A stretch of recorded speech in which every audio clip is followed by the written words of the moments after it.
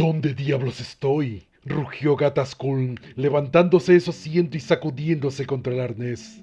Belty se sorprendió tanto al escuchar hablar a su padre que casi choca el vehículo terrestre. Zigzagueó a través de la vía de tránsito llena de basura, casi chocando con un camión volcado antes de que ella lograra enderezarlo. Su padre estaba sentado junto a ella en la parte delantera del vehículo y había dos hombres más sentados en la parte trasera. Una era Semler, su pequeño y miserable cirujano, agarrando la caja llena de bloques de nutrientes y sueros estimulantes que había usado para mantener con vida a su padre. El otro era un bruto demasiado grande llamado Bant, que vestía un chaleco antibalas y se asomaba al coche. Examinaba su entorno con el cañón de una carabina láser. Semler y Bant parecían tan sorprendidos como ella por la recuperación de su padre. Era la primera vez que decía algo desde que habían escapado del Puerto Dura, a pesar de que los tranquilizantes que Semler le había dado debían haber desaparecido hacía horas. Culm se miró a sí mismo y luego a su hija. Sus ojos eran completamente claros. ¿Dónde está mi maldita ropa? ¿Estás loca? En otro momento podría haberse reído de la ironía de que él la llamara loca, pero tal como estaba, sintió ganas de llorar, lágrimas de alivio que llenaron sus ojos. Volvió a ser el mismo. En realidad nunca había soñado que pudiera suceder. Su locura se había ido. Por el trono dorado, murmuró mientras miraba fuera del vehículo terrestre. El mundo se estaba ahogando en nubes cargadas de esporas y la única luz provenía de los vehículos en llamas que cubrían la vía de tránsito. Las llamas revelaron cientos de cadáveres y no todos eran humanos.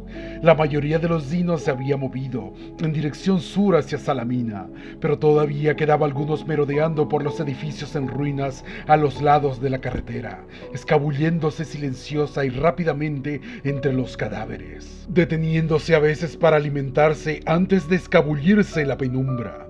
Había formas más grandes moviéndose en las nubes sobre su cabeza, mucho más grandes. Beltis no se permitiría considerar lo que podría ser. ¿Qué pasó?, dijo su padre. La rabia desapareció de su voz, reemplazada por la incredulidad. ¿Qué son esas cosas? A pesar del horror de la escena, Belty se sintió mareado por el sonido de su voz. Estaba cuerdo, él había vuelto a ella. Es una invasión, dijo, manteniendo los ojos fijos en la vía de tránsito.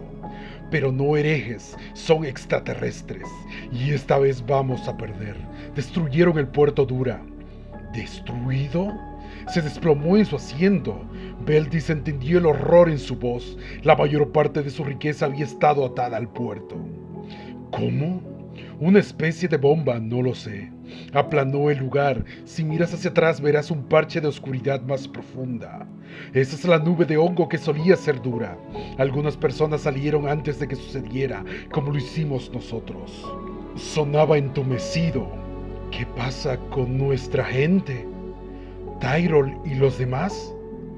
¡Tyrol! Ella escupió la palabra. Puedes olvidarte de él y todos los demás. Ella sintió a los hombres en el asiento trasero. Aparte de estos dos, todos te traicionaron. Una vez que te enfermabas, mostraban sus verdaderos colores. Miró el mayal eléctrico en su cinturón. Estaba cubierto de sangre. No vivieron para ver la explosión. Culm se quitó las rastas del pecho y el estómago para examinarse a sí mismo. ¿Enfermo? ¿Cómo estaba enfermo? Ella vaciló. No podías pensar con claridad. Aceleró el motor y aceleró cuando una forma se acercó desde un habitáculo volcado. La forma se desvió hacia la oscuridad y ella se alejó, reduciendo la velocidad a una velocidad más manejable. No eres el único al que le pasó. No podía pensar con claridad, murmuró, sonando preocupado, y ella le preguntó si estaba empezando a recordar. Tal vez estaba recordando el sabor de las larvas que se había metido en la garganta. Se quedó en silencio por un rato y ella lo dejó con sus pensamientos. Después de varios minutos, ella se preocupó y se estaba volviendo a caer en la locura. No tenía idea de lo que había traído a sus sentidos. Se había ido del Puerto Dura pensando que eso aclararía sus pensamientos. Pero eso fue antes de que supiera lo jodido que estaba el resto de la provincia. Todo era tan malo como el puerto. ¿A dónde nos llevas? Se sintió aliviada al saber que aún sonaba lúcido. ¿Qué vamos a hacer? ¿Qué vamos a hacer? Nunca antes le había hablado con tanta diferencia. Le dolía casi tanto como su locura. El poderoso Gatascul, preguntándole a su hija qué hacer, estaba roto. Ella mantuvo la lástima de su voz mientras respondía. Mi plan era llevarlos a la colmena Salamis. Pero luego hablé con los refugiados que se alejaban de la colmena. Dijeron que estaba rodeado por un enorme ejército de alienígenas y que hay insurrectos que empeoran las cosas, explotándolo desde adentro. Y aparentemente hay un ejército aún más grande reunido alrededor de la fortaleza de los extranjeros en Sarax. Y todos los puestos de avanzada y depósitos de combustible también están bajo ataque. Toda la provincia está bajo ataque. ¿Y el resto del planeta? Ella se encogió de hombros. El pensamiento la detuvo por un momento. El imperio de Kuln era vasto. Controlaron minas, fábricas y plantas de refinación en todo el planeta. Si todo Regium estaba bajo ataque, podrían haberlo perdido todo. Se volverían tan impotentes y pobres como los dos imbéciles en la parte trasera del vehículo terrestre, tan impotentes como todos los demás. Tengo un plan, dijo, recuperando la compostura. Hay suficiente combustible en esta cosa para llegar a la planta química de Uxama. Ella frunció el ceño. ¿Uxama? Parecía aturdido, pero no era una locura que regresaba. Estaba recordando cosas, estaba segura, cosas que lo hacían sentir confuso y avergonzado. ¿Qué sentido tiene ir a Uxama? Es el culo de la nada. Exactamente. Bajó la voz, a pesar de que no había nadie para escuchar, aparte de los dos en la parte de atrás, y les estaba pagando lo suficientemente bien como para no preocuparse por la lealtad. Nadie va allí desde que cerraron las obras. El lugar está desolado.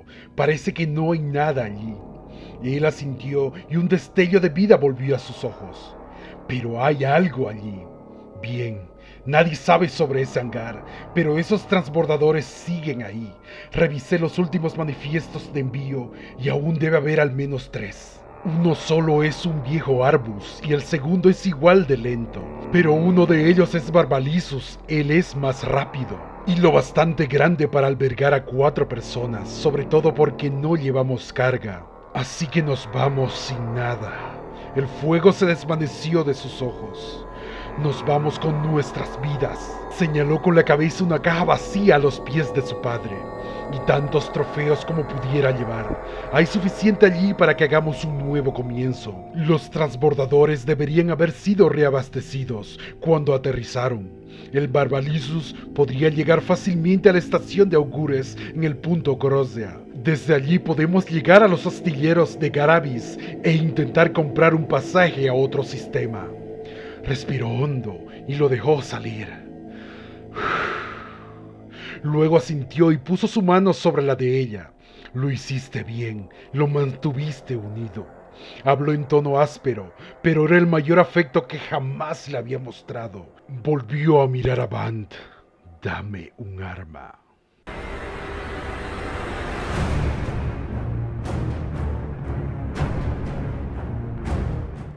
Castamón se había subido al pedestal de una estatua en ruinas para elevarse por encima de la multitud aterrorizada. Avarín estaba a su lado y estudiaban los daños causados por la explosión. La mayoría de las paredes y el escudo aún estaban intactos, pero la brecha en la puerta norte era tan grande que había arrojado múltiples vecinos a la fortaleza. Había una marea de criaturas parecidas a escarabajos, no más grandes que ratas, arrastrando edificios y personas, devorando todo lo que pasaba, dejando montones de carne triturada y arrancando las fachadas de los habitáculos. También había depredadores bípedos más grandes, que desgarraban y arañaban mientras corrían entre la multitud.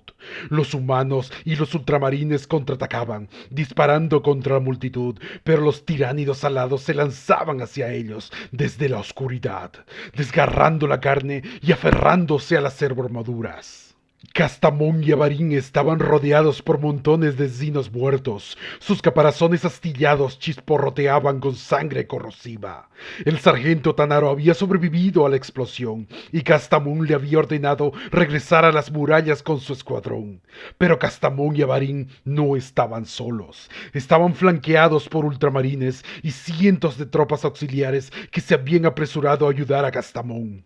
Castamón dividió sus pensamientos entre dos áreas de enfoque. La mitad de su mente consideró la batalla circundante, asegurándose de que sus tropas estuvieran luchando con precisión y eficiencia. La otra parte de su mente estaba procesando la situación en la puerta norte. Incluso desde aquí podía ver el desgarro en la pared. Era obvio que la explosión había venido del subsuelo, atravesando la pared como una garra. Uno de los tiránidos de dos piernas atravesó las líneas y decapitó a los soldados mientras corría hacia él. Castamón levantó lentamente su pistola Volter, apuntó y le quitó la cabeza. Tropezó unos pasos más, luego cayó en la base del pedestal, lo que provocó que los soldados saltaran a un lado mientras la sangre brotaba de su cuello. Algo ha cambiado, dijo Avarín. Castamón lo miró sorprendido. ¿Qué quieres decir?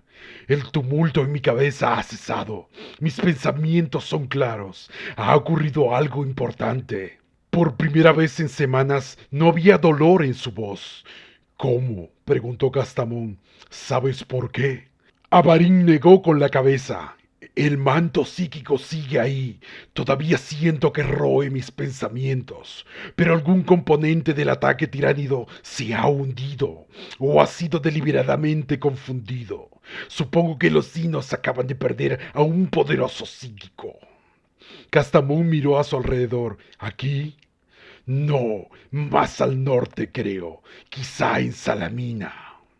¿Tus poderes han sido restaurados con toda su fuerza?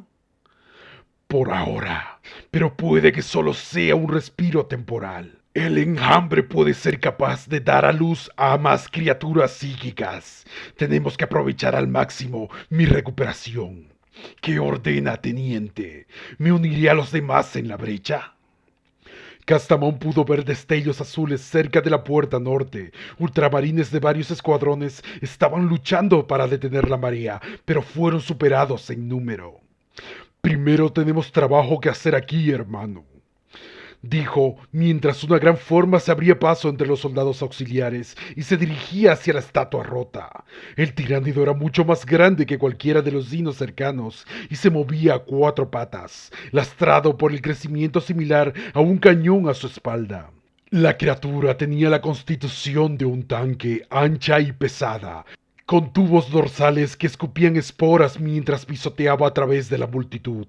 Parecía ajeno a los disparos que caían sobre él, atiborrándose de muertos y vivos, babeando y eructando y arrastrando vísceras de sus dientes. Se dirigía directamente hacia Castamón y Avarín. Cuando se acercó a la estatua, se detuvo y apuntó. El crecimiento tubular se estremeció y vomitó fuego. Llamas verdes gritaron hacia ellos. Se lanzaron desde el pedestal, y mientras Castamón rodeaba para ponerse de pie, balanceó su lanzallamas combinado de su espalda y devolvió el fuego. El tiranio se tambaleó, pero Castamón siguió disparando, bajando los escalones hacia él, con el dedo cerrado sobre el gatillo, oleadas de calor inundándolo. Avarín apareció a la vista, estaba agarrando su hacha con ambas manos, y la luz pulsó de la hoja cuando lo acortó en el tiránido. El ataque combinado fue demasiado para el monstruo. Emitió un último eructo ardiente y luego se desplomó, rodando hacia atrás a través de cuerpos carbonizados. Castamón se puso el arma combinada en la espalda y sacó su pistola mientras los sinos bípedos saltaban a través del humo hacia él. Disparó a algunos y pateó a otros al otro lado de la calle, mientras Avarín se movía entre la refriega, blandiendo su hacha llameante y detonando a todos los tiránidos que golpeaba. Las tropas auxiliares avanzaron, una vista orgullosa con sus uniformes azules y dorados mientras abrían fuego, creando un círculo de cuerpos espasmódicos alrededor de Castamón y Avarín. Tengo otra idea. Castamón tuvo que gritar para que Avarín pudiera escucharlo por encima del ruido de la batalla. ¿Estás seguro de que tienes toda tu fuerza? Bastante cerca, hermano, rugió Avarín, decapitando a otro tiránido. ¿Podrías sellar esa brecha con tu mente? ¿Podrías crear una barrera psíquica?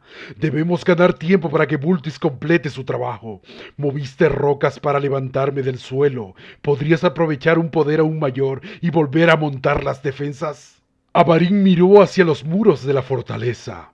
Me llevaría días. Es inútil.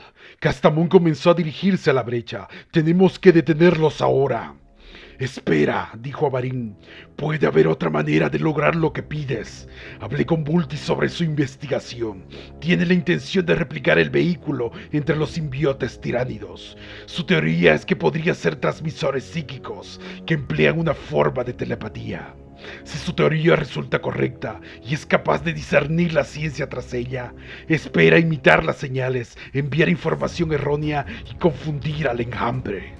Castamón miró a su alrededor a la lucha. Donde quiera que mirara, los ultramarines y los soldados humanos estaban siendo rechazados. Habla rápido, hermano. Quizás podría representar una versión más simple de su plan, usando mis propias habilidades psíquicas. Vultis sospecha que los Xenos están dirigidos por un líder distante. Si eso es cierto, y si bloqueo su vínculo con el líder, las criaturas menores estarán en desorden. No puedo enviar información errónea, pero tal vez podría crear una barrera psíquica para separarlos de sus comandantes. Sacudió la cabeza. Sin embargo, solo puedo proyectar una pequeña barrera. No es suficiente. ¿Qué pasaría si transfirieras tu poder a través del generador del escudo? Esa barrera ya existe. ¿Podrías pasar tus poderes psíquicos a través del escudo que ya tenemos? Avarin pareció sorprendido por la sugerencia. Luego lentamente asintió. Tal vez podría ser posible. Castamón sintió que el bibliotecario estaba ocultando algo.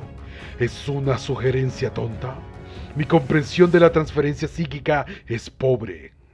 No, no es tonto. Pero es complicado vincular mis pensamientos al reactor. No sería difícil. Es la forma más básica de tecnomancia. Pero extender el poder empírico por toda la fortaleza sería un asunto diferente. La escala de esto es el problema. Estaría drenando una gran cantidad de energía del Immaterium. Y difundirlo a través del escudo de energía requeriría un gran grado de control. ¿O podrías destruir la fortaleza? Peor que eso, me arriesgaría a dibujar entidades Warf en el plano material. Podría convertirme en una grieta de la disformidad, una puerta de entrada para los no nacidos. Miró al suelo por un momento, luego asintió. Puedo hacer lo que pides, pero no podré mantener la barrera psíquica por mucho tiempo. Será suficiente. Castamón hizo un gesto a los Xenos que inundaban la fortaleza. Aíslalos de sus líderes, envíalos al desorden, y luego podemos crear una empalizada temporal a través de la brecha. Agarró la mano de Avarin. ¿Estás seguro de que puedes hacer esto, hermano?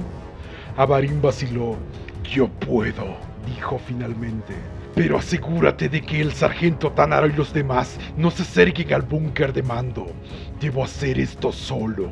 Podría haber consecuencias desastrosas si me molestan. Castamón todavía sentía que se estaba perdiendo algo, que Avarin no le estaba contando toda la historia. Pero otra marea de Xenos se estaba filtrando por la brecha y no tenía tiempo para insistir. Se alejó corriendo del bibliotecario, llamando a los ultramarines a su lado mientras corría de regreso al tramo de la pared rota. Danos todo el tiempo que puedas, Avarin. Vultis no nos fallará.